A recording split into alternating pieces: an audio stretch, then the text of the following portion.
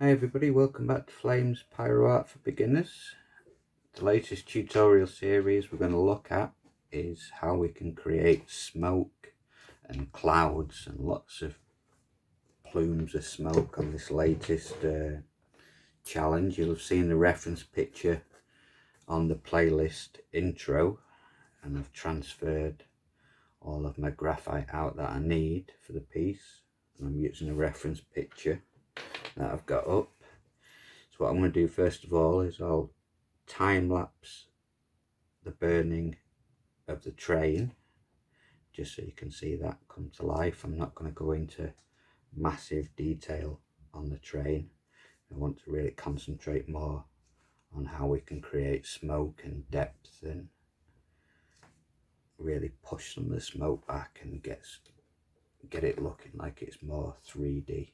So it should be a really great experiment and a great learning opportunity. I'm really looking forward to diving into clouds. They're really therapeutic to wood burn, because you can just use your own imagination a lot of the time. You know, cloud formations,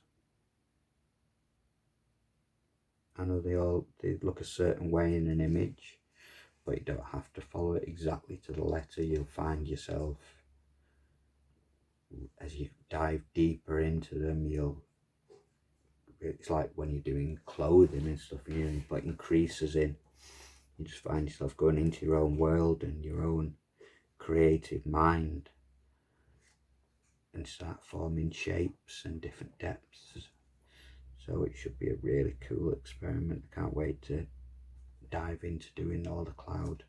But like I said, I'm going to wood burn the train in and the bit of track on time lapse, and I shall see you all soon, as soon as we start the smoke and get cracking on it and see what we can learn from it together. Okay, so have a great day everybody.